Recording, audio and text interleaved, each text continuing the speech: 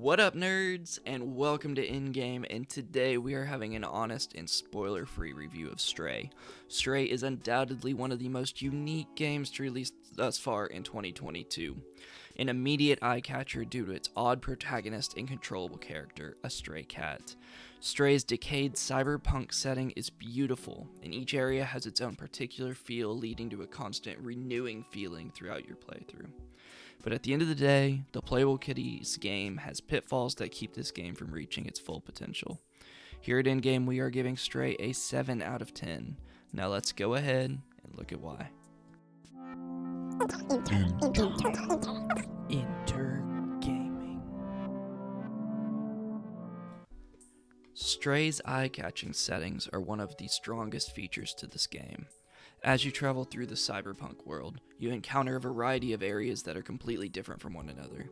The colors, sounds, and characters change as you move from place to place.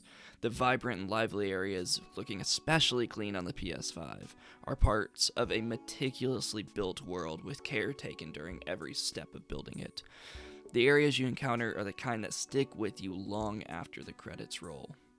However, the credits rolling, it happens a touch too soon.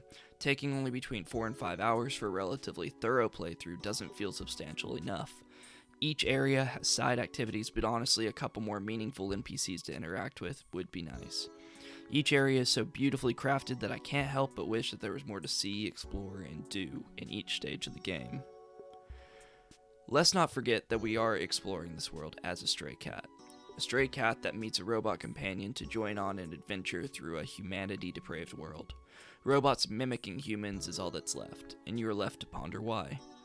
The story is nothing spectacular, but is nonetheless an experience that will stay with you once you get invested. A large part of the fun of Stray is getting to do all kinds of cat things. Scratching, meowing, and knocking things over are just a couple of the cat-like activities you get to partake in. Weird? Maybe. But it's hard to deny the draw of trying such an odd concept in a video game at least one time. I don't see many more cat protagonists in the future in the same way Stray handles it, but I think that's for the best. One Stray is enough to get to the point. At the same time, I do think the protagonist being a cat hinders the game in a variety of ways. You can only communicate via your robot companion, so any other communication is just beep-bop noises from robots. I can't help but be reminded of the annoying chirping from Biomutant last year, and wish there was a way around this small part of the experience. I believe the game's scope as a whole was limited as it was built around the cat. This isn't entirely a bad thing as we get focused worlds with amazing detail, but hurting the scope leads to other problems that we will discuss momentarily. Being a cat during the main gameplay was something I've never experienced before, and it was interesting to do this at least one time.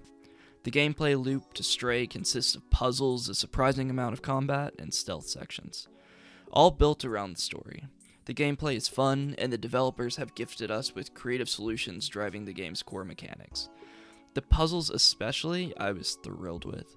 They were fun and required a touch of thinking, without being so difficult that you dive to the internet immediately for solutions. With some patience and contemplation, the puzzles are enjoyable and completely solvable on your own accord. A balance is struck that not many puzzle games can brag about. One of my biggest issues has been mentioned a couple times already, and that is the scope. Along with the scope comes a much more tangible issue: money. I have a hard time saying that this game is worth its $30 price tag. I am much more inclined to say it is closer to $20, maybe $25 if I get pushed real hard. To me, the game's length and depth don't necessarily justify the price tag. However, the experience may. The experience is something that can happen once and it sticks with you. And if you have access to this game through PS Plus or something of the nature, I do urge you to at least give Stray a chance. And if this game has been one that's on your radar since you saw that first trailer, and you believe it's a game you'll fall in love with, absolutely go for it. All I'm saying is that if you're on the fence about the premise of this odd title, maybe you should wait for a sale. Stray is a game that has been on my mind since I was engulfed in its beautiful cyberpunk world. Press-driven for its unique kitty gimmick and a litter, of cat activities, this game may just draw you in and keep you there for one or even many playthroughs.